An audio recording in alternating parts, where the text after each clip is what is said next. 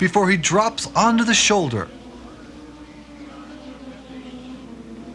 At such high speeds, even the tiniest reaction can become a driver's undoing. Just a bit too fast around the corner and that's it. Another slightly used race car. But this Indy car racer, now on its way back to the garage, will receive plenty of attention by a host of top mechanics and will no doubt see yet another day at the racetrack.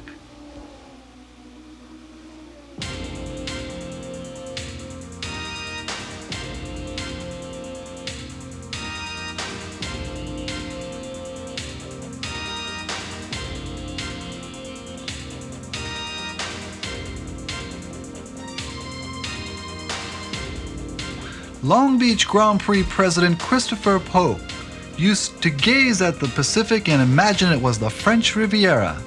His dream was to create a world-renowned track in Long Beach worthy of the Grand Prix circuit.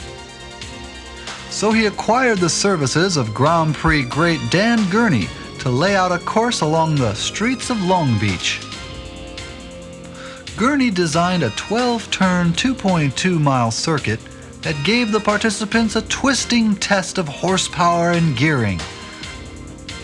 From the start at Ocean Boulevard, around the curves of Linden Avenue, and onto the long, fast sweeper of Shoreline Drive, back up to Ocean via the zigzagging Pine Avenue, the track ranged from 190 miles per hour in the straight to 40 miles per hour in the corners. Long Beach was a gear shifter's paradise. For the first time, in 1978, in downtown Long Beach, the throbbing roar of high-performance engines echoed for miles around. But out on the track, drivers from all over the world were competing on a very tricky and unforgiving circuit, which had several surprises in store.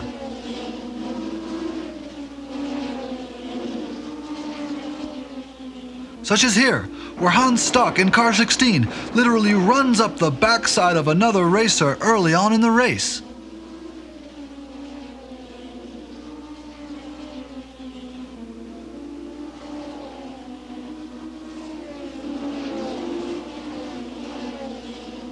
The Long Beach Grand Prix stands unrivaled as a test of skill, courage, and of course, reflexes.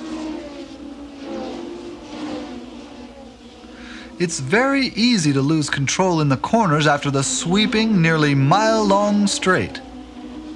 Sometimes you can't help but slip. And when you're fighting for the inside line, sometimes you'll resort to anything, as proven by Carlos Rootman on the inside, who has spun and is facing the track, and Patrick Tambay, who has gotten stuck on the outside and is facing the wall with really no place to go. Rootman, who had won 22 races that year, checks briefly for damage and makes a break for it.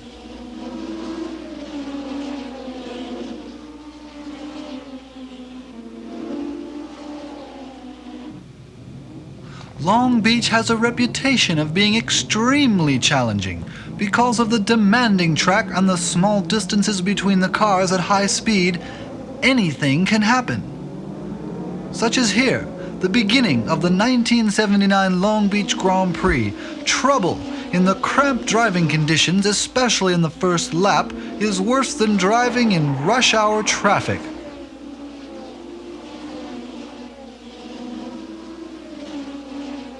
More trouble when Niki Lauda in the Parmalat car slams into the rear of two other cars, launching it completely over one car, which manages to escape without harm.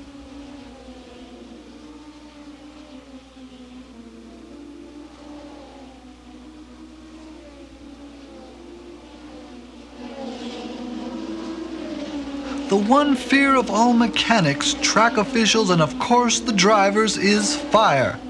Even when the most extreme precautions are taken, no one can know when fire will strike. Like here, when René Arnoux' engine bursts into flames. Even if you do grab the inside, there's no guarantee you'll make it round the corner, demonstrated here by Carlos Rootman in number 2 in the Black Martini Lotus. And while drivers' skills are important, a fast and competent pit crew is vital to success.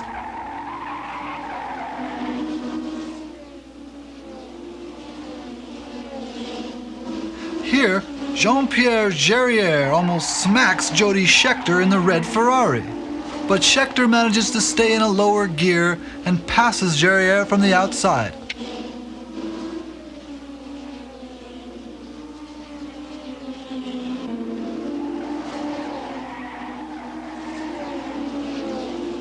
Racing at Long Beach is not all fun and games, but when the checkered flag falls, it's just a matter of time before the champagne begins to flow.